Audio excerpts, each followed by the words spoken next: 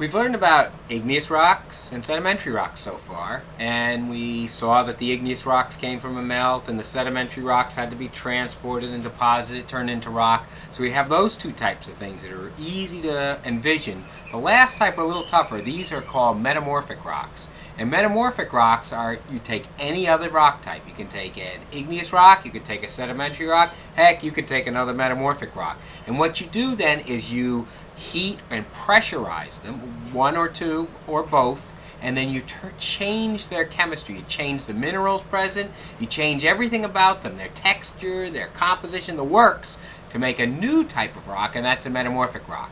So a metamorphic rock starts from anything else, and that is a problem because the other ones we had nice tight constraints on what chemicals could be involved in it. This, you can have anything turning into a metamorphic rock, which makes a problem because now our classification system gets a little bit more complicated. Nonetheless, we're going to do the same thing as we did before. We're going to classify them by texture and composition. So that's what we'll go through today, is looking at different types of rocks, first texturally and then by composition.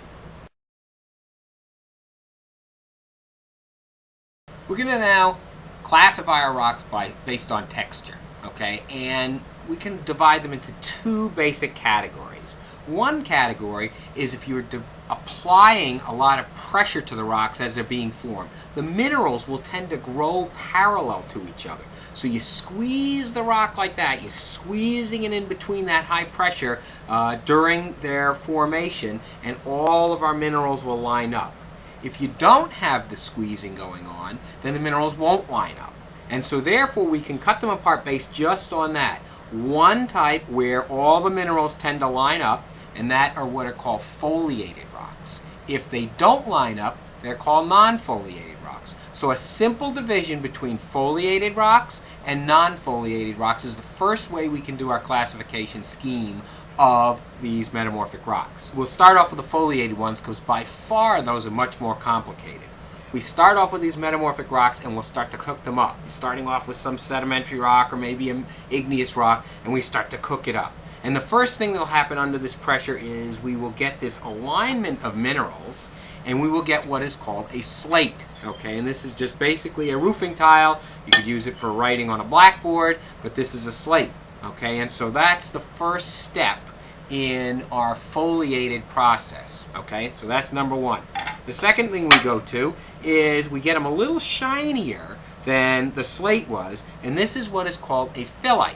So a phyllite is the next step up in this textural process. Okay, we heat it up a little more, compress it up, and notice that these things, you cannot see what the minerals are. You can't see any minerals. Just one is real dull, one is a little shinier, but you cannot identify a mineral. So these, slate and phyllite, fall in a category where the minerals are not visible to the naked eye. The next two, they are visible to the naked eye. Okay, and so in this one you can see we have big minerals, big micas in here, platy minerals in here, and this is what is called a schist. So a schist has all the minerals lined up big enough to see. All of a sudden we can identify minerals in this. The last category on this then is when you actually get a compositional banding out of these minerals. And so therefore you can see that they now have migrated together, the like types, and so you get a clear and distinct color banding between these layers. And this is what is called a gneiss. Okay, so these two, the schist and the gneiss, are in the visible range, okay, of the foliated rock, and the slate and the phyllite are in the non-visible range of the foliated rock. In the case of no stress on the rock while they're being formed, we can make a couple of different types, but there's a lot of them, so it's not really easy. The first type is what's called a hornfels, and a hornfels is a very fine-grained rock that is, doesn't have any alignment to it, and you can't tell the minerals apart, but it's very tight, and that's about it. So those we don't really have any samples of here. I'm not going to ask you to identify them. However, we do have other rocks that we can have.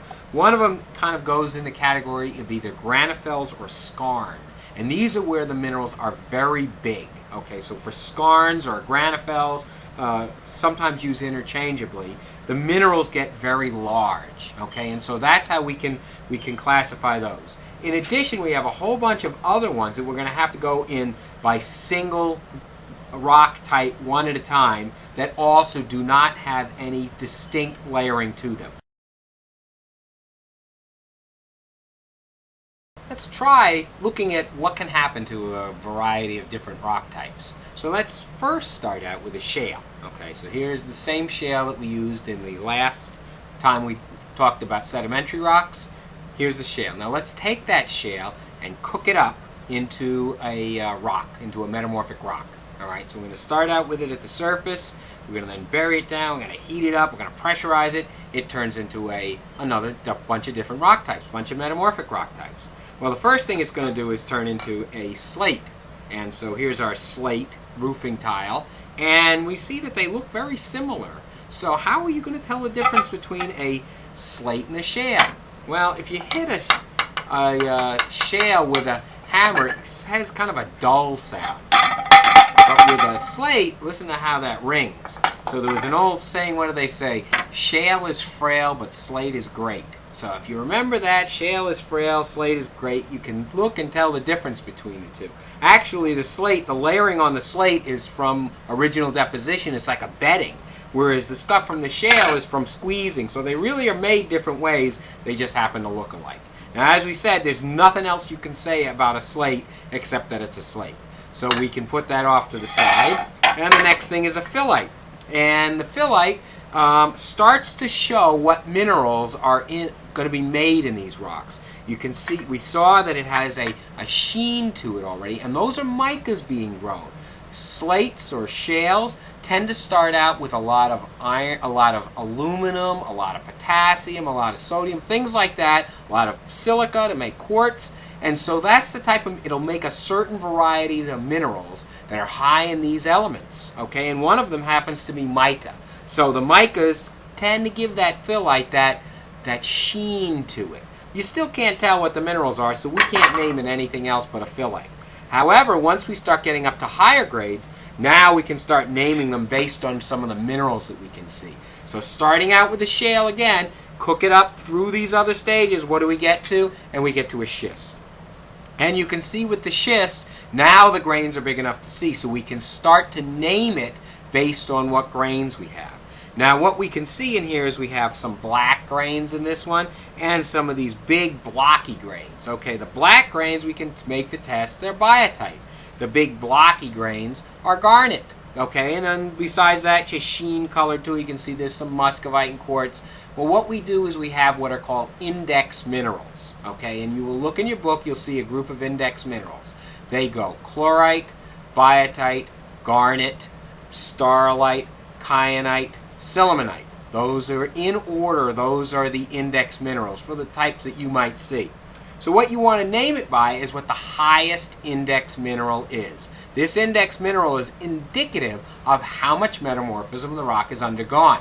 So for example, in this one, the garnet is higher in index mineral than is the biotite. So we will name this a garnet schist. Some people will call it a garnet biotite schist. That's fine, as long as garnet is the first name on there. So this schist, because we don't have any banding to it, would be a garnet biotite schist or a garnet schist. That would be fine on the naming of it. You can also have other schists where you get other minerals, and you can see again the minerals are big enough to see. There are black minerals in here which are biotite. The muscovite's easy enough to see, and look, here's another mineral. Now this looks kind of like the garnet except it's long. Okay, and if we looked at it in cross section, it would be kind of a diamond shape. The garnets are very octahedrons, okay, so they are just big blocky things, whereas these are long. This is the mineral starlite, okay, and sometimes if you're lucky you find them in crosses like that. Not always, but sometimes these can make beautiful crosses, inches long, where they actually will fall out of the rock, nice brown color, long shape to them, but otherwise very similar to the garnet. So that's another index mineral higher up than anything else on here. So we call this a starlite schist or a starlite biotite schist. That's how we would name the rock. Finally, we can go to another one, and we can see again this is a schist. We got all of the coloring to it. It's got biotite in it, and it also has these long blady minerals in it. These minerals are called kyanite. And if you see the kyanite here as a gray color, if you're lucky enough, you can also get kyanite here in a blue color, and that's the really pretty stuff. This, again, is a higher index mineral than is the starlite. So then you would name this, even though there is lots of biotite in here and other things, this is a kyanite schist. Notice this one has a lot of kyanite in it. That's how you would name these rocks. Okay, so you identify the minerals in them by mostly the way they look, and then you name it by the texture, which would be schist, and the composition is the mineral that we have in there, the highest index mineral. Unlike those rocks that started out as shales, which by the way are called peelites, so it's a metapeelite if it started out as a shale, we can have other rocks that start out with compositions that aren't really good for building any new minerals. So for example, if we start out with a sandstone, this is the sandstone we had from our sedimentary rocks, and we start to cook and heat that up, quartz just changes to quartz. So what it does is becomes kind of an indurated version of the sandstone. In other words, it has no pore spaces in it whatsoever. The grains are a little bigger. That's about it. But otherwise, that's made of quartz. And that is what is called a quartzite. Okay, so a quartzite is just a metamorphosed sandstone. And now it just doesn't have really any porosity. You can't see any grains to it. Things like that. But otherwise, it looks pretty much the same. On the other hand, suppose we started out with a limestone, and here's our typical limestone with a dove gray color to it, the fossils in it. What if we cook that up? Well, again, the calcite that we have in a limestone stays calcite even when you cook it up. It recrystallizes into other forms, maybe bigger versions of calcite, but nonetheless it just gets bigger. And what we get are what are called marbles. Okay, and so these two right here are marble. These are calcite marbles, and we can tell that they're calcite marbles simply by putting some hydrochloric acid on them, and they will fizz. But we can also get dolomite marbles. So if you find something, you're convinced all the world that it's a marble, but you can't see it, what you do is you remember, take out your plate, grind up a little bit of powder, and try the powder to see if that fizzes. So in other words, marbles come from limestones, and that's all we name them. We can also have other metamorphic rocks from other rock types. Okay, so we can start off with anything and make a metamorphic rock. Suppose, for example, we started out with a basalt. Okay, this was the igneous rock, the mafic igneous rock. Now what we can do, basically, the names of what are called the metamorphic facies come from the metamorphism of a basalt. Okay, so all the names we'll go through when you hear in your lecture class on the metamorphic facies, that's where they come from. The first one down, when we start to heat this up, what will happen to it is it will turn into a chlorite-rich rock and get a very green color to it. And that is what is called a greenstone. Okay, and so these are kind of slates that are very green, very difficult to kind of tell apart from the other type. However, that's what we can go to. So these can first become a greenstone, and that defines the green schist facies of metamorphism. If we move up a little higher, deeper into the planet, cooked a little hotter, what we get is what are called amphibolites. Okay, and this is an amphibolite. You can see the black amphibole in it, very coarse-grained amphibole. This one is actually a garnet amphibolite. Okay, this is very characteristic of an area up in New York called Gore Mountain. They have garnets the size of, I don't know, Volkswagens. They're huge, and they grind them up and use them as for grit in emery boards or in sandpaper, things like that. That's what they do with the garnet. So this one you can see has a lot of amphibole in it. That's why it's called an amphibolite. Okay? If we continue to heat it up, all of the amphibole will change over to pyroxene, and then it becomes what's called a granulite. And that defines the granulite facies. So this could be a pyroxene gneiss, but it also could be called a granulite. In these, I would stick to calling this a pyroxene gneiss, but understand that defines the granulite facies of metamorphism. So here we could call this quartz feldspar pyroxene gneiss. This one would be called a amphibolite, garnet amphibolite, all coming from the basalt. If we start off with a granite, suppose we do that in another case, where we have quartz and feldspar and a little bit of biotite and things like that. Now if we take that and we compress it and heat it up and push it together, we get something that also looks very similar to it, however it's got a layering to it. So this would be a gneiss as well, but this is a granitic gneiss, or you can also call it a quartzo-feldspathic gneiss. Quartz feldspar gneiss. And that's the way we would define these. Hornfelses and skarns are formed around plutons. So when igneous plutons come into place, they cook what's called the country rock right around them. So you get kind of a hot zone right up against the pluton because of all that heat that the magma is putting out. And what that does then is it changes, it metamorphoses those rocks right around the pluton. That is what is called contact metamorphism. And what we get in there then is you get these skarns, or some, depending on how deep it is, whether you get a hornfels or a skarn, but that's where those come from. Okay, now you may get one of these skarns showing up in your lab. I'm not going to tell you whether you have it or not, but nonetheless, we have one of these that comes from upstate New York that has some very strange minerals in it. In addition to the garnet, which we see in red, so that's a typical one that we can see, we have this white mineral in here that is called wollastonite. Okay, and wollastonite was used to, they break it up into pieces and use it actually as a filler within some body panels of cars. So some cars that you have, like a Saturn, may use wollastonite as to give it some strength to those plastic panels. In addition, we have some green spots, and that is a pyroxene called diopside. So this would be a wollastonite diopside skarn, if you happen to come across it. Well, this time I'll give you guys a break. I won't make any jokes about how all you undergraduates, all you want to do is get out of here. But we'll take a look and see what we do for our lab today. Again, I'll be given a sample. So here's my my unknown, as we call it. And what I'll do is then I will go on to fill out yet another sheet, and I'll go through this and decide how to fill it out by looking at the rock. And basically what we do is in the first part it asks the texture of the rock. And so again we look at this and we see that it has kind of a layering to it. You can see the layering of the micas in here and the layering in the rock. So that is definitely layered, and definitely the grains are big enough to see. So therefore we can first of all go in the texture section. Is it a foliated rock or non-foliated? In this case it's definitely foliated. So we'll write foliated in here.